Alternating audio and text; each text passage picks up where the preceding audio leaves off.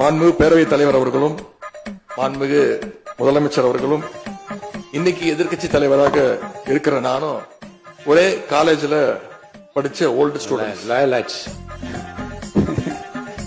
ஒரே காலேஜ்ல நாம படிச்சிருந்தாலும் அரசாங்கத்தை நடத்துறதுல திமுக தான் சீனியர் பேட்ச். உங்களுக்கு தெரியும், 1967 ஆட்சிக்கு வந்தது திமுக தான். நாங்க தான் சீனியர்ஸ்.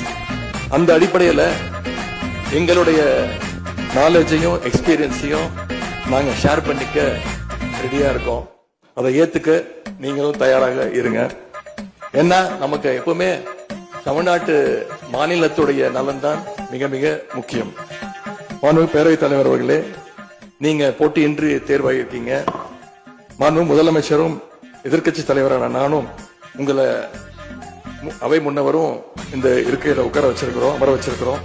இன்னைக்கு உங்க கையை பிடிச்சி அழைச்சிட்டு வந்து உட்கார வச்சிருக்கிறோம். இனி எங்க ரெண்டு தரப்பையும் நீங்க தான் கையை பிடிச்சி அரவணைச்சு கோவம் இல்லாம கோவப்படாம, நீங்க கோவப்பட மாட்டீங்கன்னு தெரியும்.